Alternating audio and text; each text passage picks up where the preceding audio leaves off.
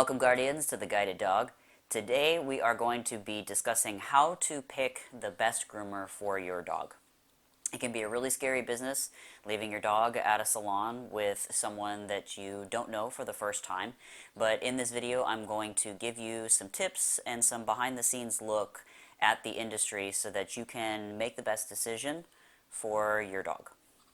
So grooming is a really tough job, and it requires a very skilled person with a lot of patience to do it well and to do it safely. So for tip number one, make sure that your groomer has had a good education. And one thing that I will say right up front that most people don't realize is that the grooming industry currently, as of this video, is not regulated like being a cosmetologist for humans are, or a veterinarian, or any doctor with licensure. In fact, right now, it requires absolutely no official licensing or testing in order for you to consider yourself a groomer and then open up your own shop and groom, which is a really, really scary prospect. It would be like an electrician who only ever learned just by tinkering with wires and never went to an official school before he started his trade, which sounds insane. You would never hire an electrician if that's what you knew. But this is sometimes what happens in the grooming industry, is that people who don't have any experience or very little experience, any professional experience, will open up shops of their own, and unfortunately it's responsible for a lot of horror stories that you hear within the grooming industry. So for now, until things are more regulated, you will definitely want to ask your groomer where they learned to groom. And also, unfortunately, while the industry isn't regulating people with licenses, they're also not regulating the education that people get to be groomers. So kind of a double whammy there, where people who may have gone to a professional school, their certificate doesn't necessarily mean it meets any kind of standard that's been set, which is very discouraging. So keeping that in mind, it's still going to be better for you to have a groomer who's been professionally trained in some capacity than it would be to just have somebody who just learned on the job from another groomer that they worked under. Now, unless that groomer they worked under was professionally trained, which is great, apprenticeships and internships and things in that way are a fantastic way for groomers to learn the trade very well and very safely. Unless you can vet the person they learned from, then it's probably not going to be a good choice for you to take. So always, always, always, number one, check to see what kind of education and experience this person's had. I know that for me, starting out years ago, I was actually trained from a major retail big box store corporation. Their academy was pretty thorough. It was 80 hours of classroom and directly supervised training, and then followed up with another roughly 6 months of on-the-job training that was supervised before I was considered a groomer by their standards. So that being said, that type of training is going to likely be far better than anybody who can't tell you the credentials of anybody that they learned from, or if they just picked it up and learned it themselves. They're going to be missing a lot of key safety protocol that, at the very least, other academies and other professional training places are going to give a groomer. So tip number two is to ask your groomer for references or for pictures or a portfolio. So most groomers who love their job are going to be very proud of what they do, and when they do a groom that looks good, they're probably going to take a picture. And even if it is just on their phone, a groomer should be able to show you an example of the work that they've done. So you can either see that, like I said, on the phone, or maybe they've actually got a printed portfolio out for you. So anything like that is going to be a good start in going to back up what they're saying as far as how good their skills are. Of course, there's also vetting their references. So there are groomers who, if they've been doing it for any period of time, they have regular clients, just like people who go to a hairstylist and they see that hairstylist regularly. A groomer will have their regulars, people that come to see just them. And you may even be able to talk to those clients. You can always ask if somebody would be willing to vouch for their skills. Of course, there's always review sites that Google has, or Yelp, or Facebook, or any one of those reviewed sites. Angie's List.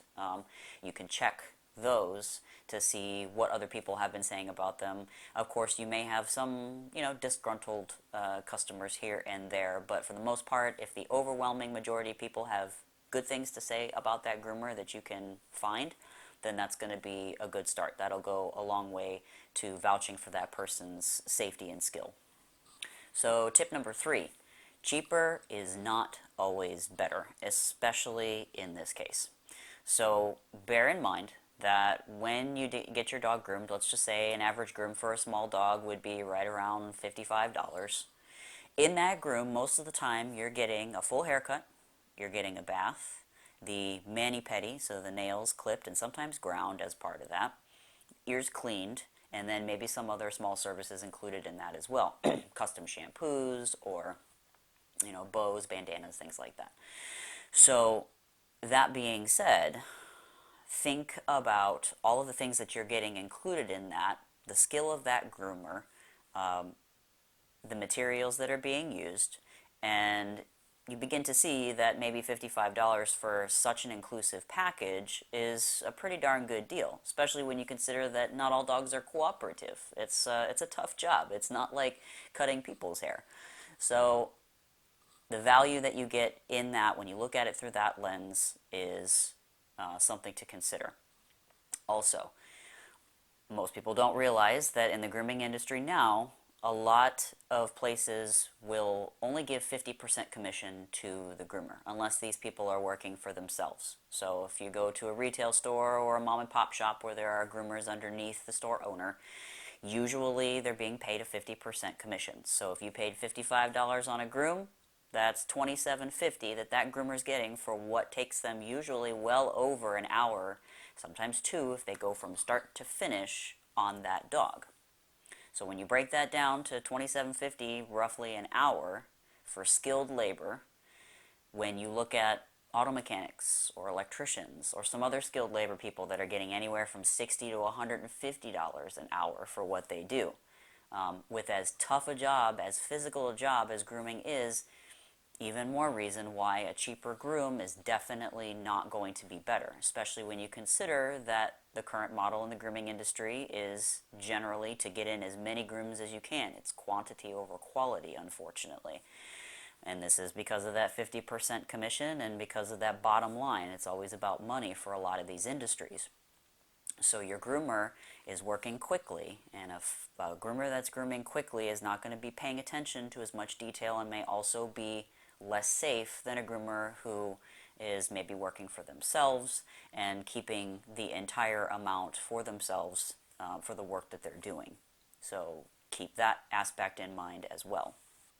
Rest assured that if there is a cheaper groom that's being offered, that it's not the business owner that's suffering that cheaper groom. It's either going to be the groomer that's grooming underneath them, or the materials that are being used on that dog are going to be cheaper, and there is some kind of shortcut that is not benefiting you and your dog for sure.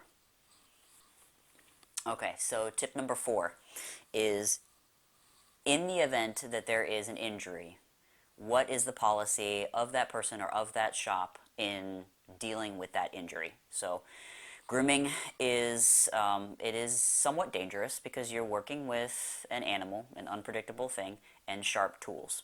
And especially with as many things need to be kept in mind for safety standards, there are some things that are going to slip through the cracks, and every now and again you will potentially see an injury.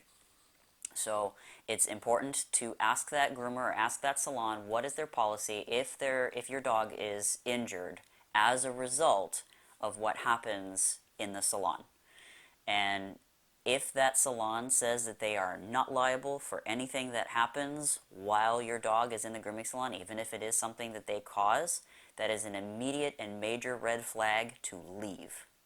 Never do business with a salon or a groomer that says that, because they are not at all confident, first of all, in their skills, but even if they were confident in their skills, they are not willing to be empathetic and work with you on an injury that happens while the dog is in their care.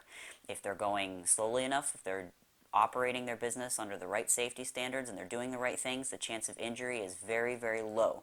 And a good groomer will feel absolutely horrible if an injury was ever to occur. And most of the time, if you get a safe groomer, the injury is likely to be very minor.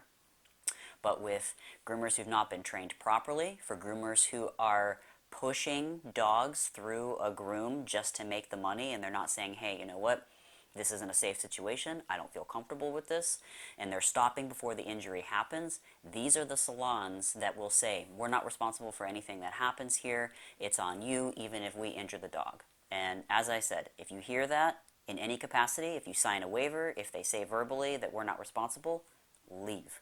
Find another groomer, because that's not the kind of business that you want to leave your dog with.